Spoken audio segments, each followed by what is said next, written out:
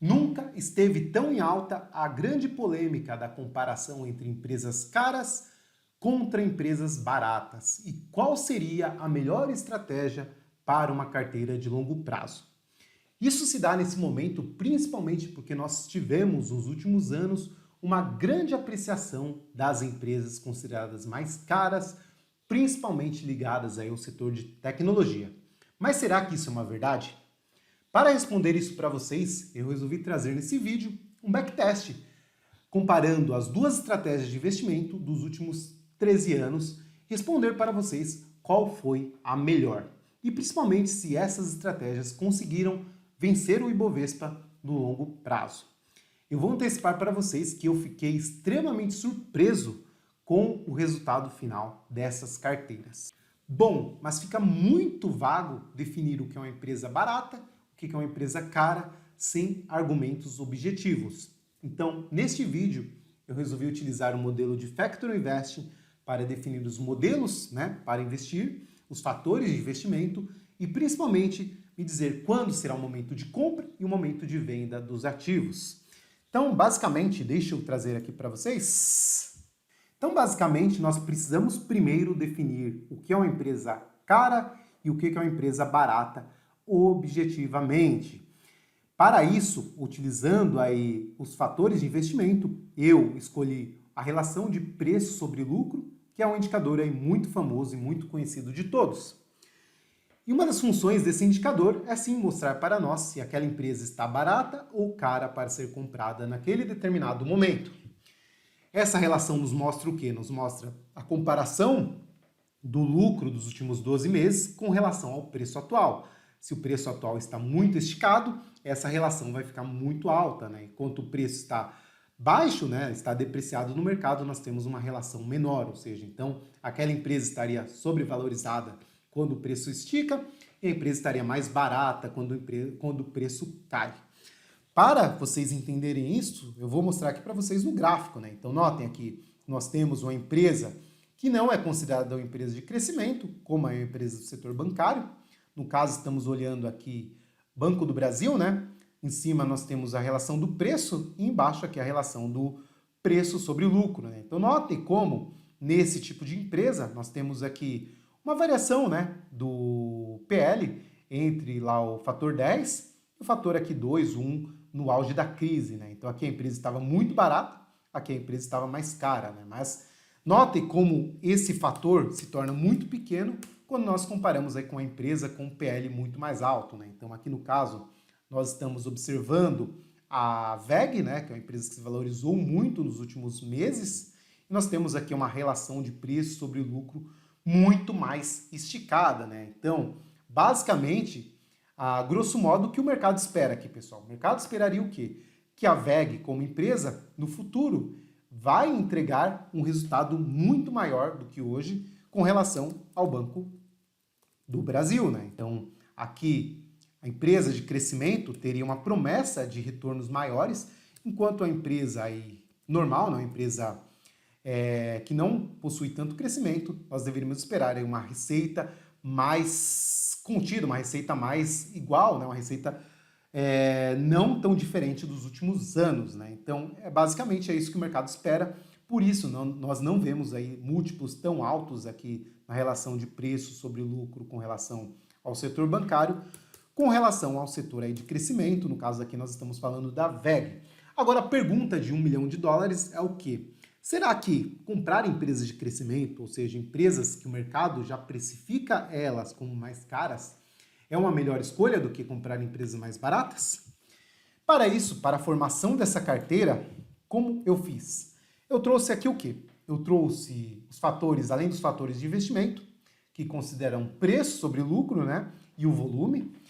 Essa carteira, ela deverá ser feita como? Ela deveria ser trocada a cada ano, então, ou seja, ela teria um ponto de start e a cada 12 meses essa carteira seria trocada com relação às empresas que estariam com preço sobre lucro acima da média naquele tempo e as empresas que estariam com preço sobre lucro abaixo da média naquele tempo, tá? Além disso, essa carteira deve possuir 20 ativos, tá? E aqui a relação do PL com relação ao volume. Então, para vocês entenderem melhor como foi feito isso, aqui no Excel eu tenho a relação dos ativos dos últimos anos, né? Então, desde 2007 para cá. E aqui notem que eu separei tanto uma classe de ativos com o PL alto, né? As 20 empresas com o PL alto, 20 empresas com o PL baixo e 20 empresas com o PL positivo. Esse é o último ponto desse vídeo, tá? Então vamos ficar para começar aqui nas empresas com PL alto e o PL baixo. Significa que o quê, pessoal? Para vocês entenderem. Então, lá no ano de 2019, essa carteira nos dizia o quê? Que eu deveria comprar as 20 empresas com o maior PL da Bolsa. Sim, então notem aqui, como nós tínhamos naquela época, Anima, com um PL aí de 9 mil, né? 9 mil. Gol com mais de 1.000 de PL. Mil aqui com PL de 631. A própria Banco Inter aqui com 286 de PL, né? A relação de preço sobre lucro muito esticada, né? Então, basicamente, eu deveria comprar essas 20 empresas aqui, enquanto nas empresas com o PL baixo, eu deveria comprar as piores empresas com relação ao preço sobre lucro, ou seja, com o PL mais baixo. E aqui está a grande diferença. Notem que aqui no fundo da tabela eu tenho o quê? As empresas com o PL negativo, né? Então notem aqui de baixo até essa linha azul, nós tínhamos aqui todas as empresas com o PL negativo. Isso significa o quê? Que essas empresas não tiveram lucro nos últimos 12 meses. Então essas empresas tiveram lucro negativo, né? Então por isso a questão aí do PL também negativo. Então aqui notem como nessa carteira tinha como escolha Detex, Sinqia, Profarma, né? Betou, né? Uma empresa aí que vários anos com lucro, né? Lucro negativo, né? E ela entrando aqui na carteira. E a resposta que eu queria trazer era o quê?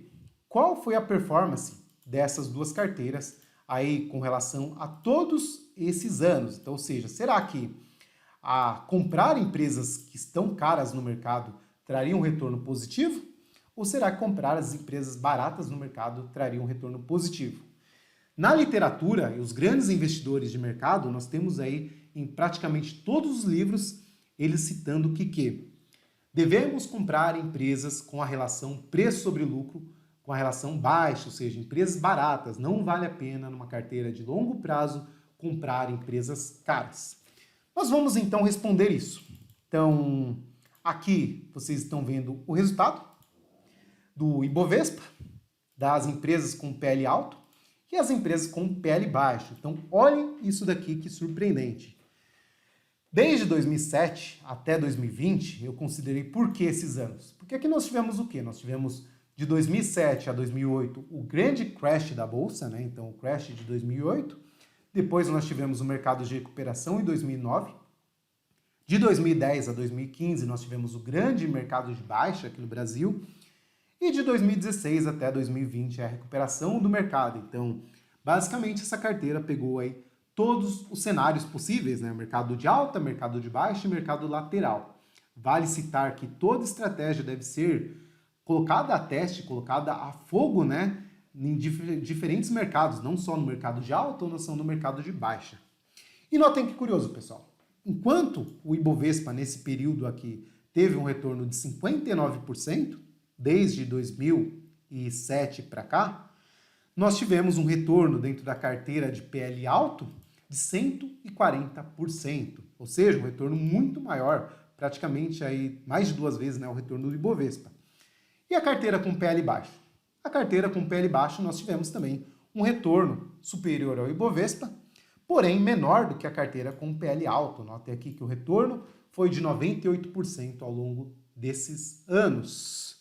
Só que vale a pena citar o quê? Que o drawdown, ou seja, do ponto de máxima até o ponto de mínima, foi muito maior aqui da carteira de PL alto, né? Então a carteira sofrendo muito mais em períodos de crise do que a carteira com PL baixo. Notem aqui que lá, durante o crash de 2008, essa carteira chegou a perder 60% do seu capital, enquanto o Ibovespa 40%, e a carteira com PL baixo perdeu apenas 24%, né? Um grande pulo do gato, né? Não basta só ter o retorno, né? Mas como você consegue esse retorno? Então aqui a carteira se mostrando mais tranquila, uma carteira mais defensiva do que a própria carteira com PL alto, né? Seria muito difícil aqui para quem estava exposto a esse tipo de estratégia ver o seu capital sumir a 60%, né? Então, basicamente é isso. Então, aqui, como funcionou? Então, aqui do ano de 2018, ó, olhem lá. Aqui nós tivemos um retorno dentro dessa carteira de 60%, né? Essa carteira aqui em 2018 era essa daqui, com esses 20 ativos. Lá no ano de 2019, o que deveria ser feito? A troca dos ativos para esses ativos aqui, né? Bem simples de fazer, né? Então, você define uma carteira inicial, após 12 meses, você vai lá no mercado, filtra quais são os ativos que estão com PL alto ou com PL baixo e faz a troca da carteira. Vende todos os ativos e compra os ativos que estão se enquadrando na estratégia naquele momento. Beleza, então poderíamos encerrar o vídeo aqui e responder que sim, a carteira com PL alto teve um retorno acima do Ibovespa e acima da carteira com PL baixo, porém com um risco maior. Só que existe um grande pulo do gato dentro dessa estratégia, pessoal. Vocês viram que eu falei lá, quando eu estava citando a carteira, que o quê? Que notem que aqui, quando eu selecionei o PL baixo, eu acabei pegando o que lá embaixo? Eu acabei pegando empresas que estavam com prejuízo, né? Empresas que não estavam tendo lucro aqui no último ano e considerando o PL negativo como um PL baixo. Mas será que a história mudaria se, em vez de pegar empresas com PL baixo, negativo na verdade, eu selecionasse apenas empresas com PL acima de zero? Ou seja, empresas que não tiveram prejuízo no último ano?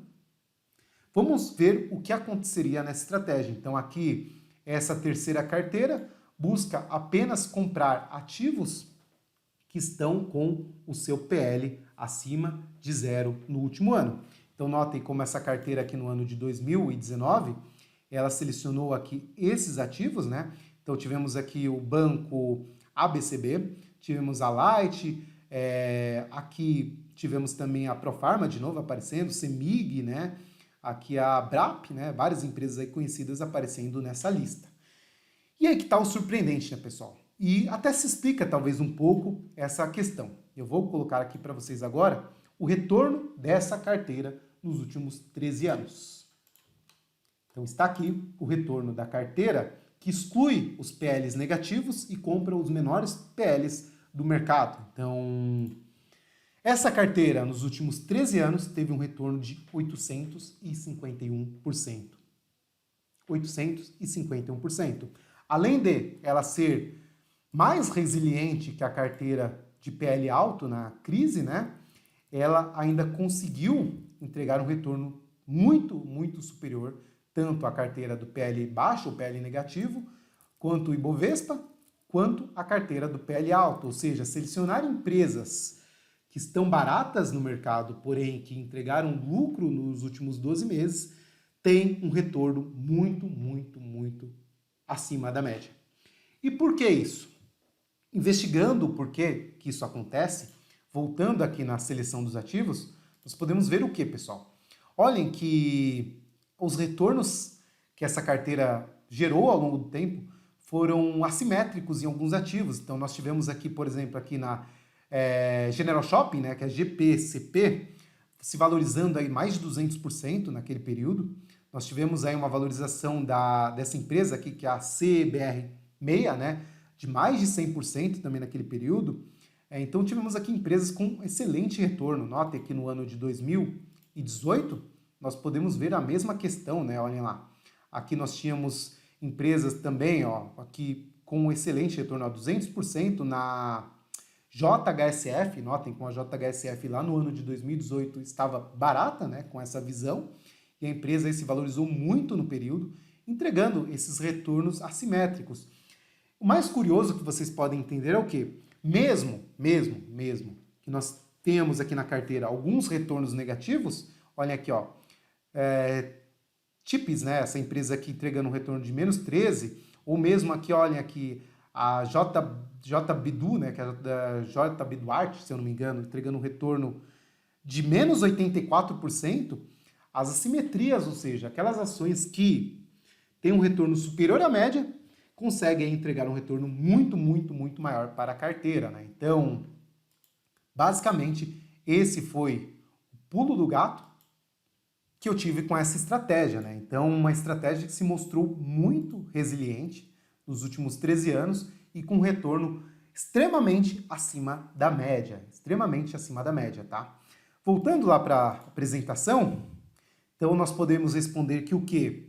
A melhor carteira dentro dessas premissas foi a carteira com o PL baixo, porém excluindo os retornos negativos, os PLs negativos, né? As empresas que tiveram prejuízo. Depois nós tivemos as empresas com PL alto, que é também uma surpresa, né? Porque normalmente no mercado existe a crença que comprar empresas que estão caras não vai trazer um retorno tão bom assim. E por último, nós tivemos as empresas aí com PL baixo negativo, né? Porém, as três estratégias superando o mercado. Então existe sim um retorno acima da média dentro desse tipo de exposição, tá? Uma exposição simples que pode ser aí buscada por todos, onde você só vai observar o mercado apenas uma vez por ano. Então, notem como o retorno a longo prazo acaba sendo muito expressivo. Aí vocês podem perguntar, mas tá, e se hoje eu fosse montar essa carteira?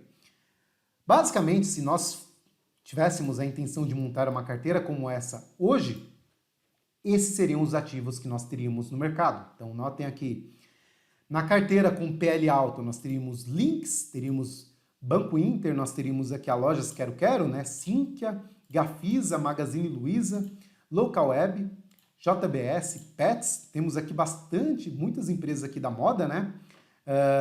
Como empresas aí nessa situação com PL altíssimo, né?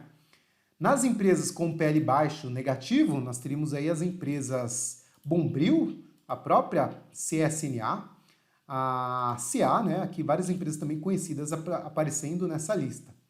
E por último, as empresas aqui com PL baixo, porém acima de zero, ou seja, as empresas que não apresentaram prejuízo no último ano, nós teríamos essa carteira aqui, tá? Essa carteira deveria ser trocada daqui 12 meses, e isso não é recomendação, né? Basicamente aqui é um estudo que nós construímos através das empresas caras e as empresas baratas. Então, eu espero ter respondido para vocês e aí ter trazido aí um insight também para vocês buscarem aí formas diferentes de se investir no mercado, utilizando fatores objetivos, fatores que nós sabemos quando comprar, quando vender e quais ações comprar e quais ações vender, tá? É só isso, eu espero que vocês tenham gostado desse vídeo, não se esqueçam de deixar o like e também seguir aqui o canal e, claro, compartilhar esse vídeo com quem vocês acham que tem interesse. Um abraço para vocês e até o próximo vídeo, pessoal!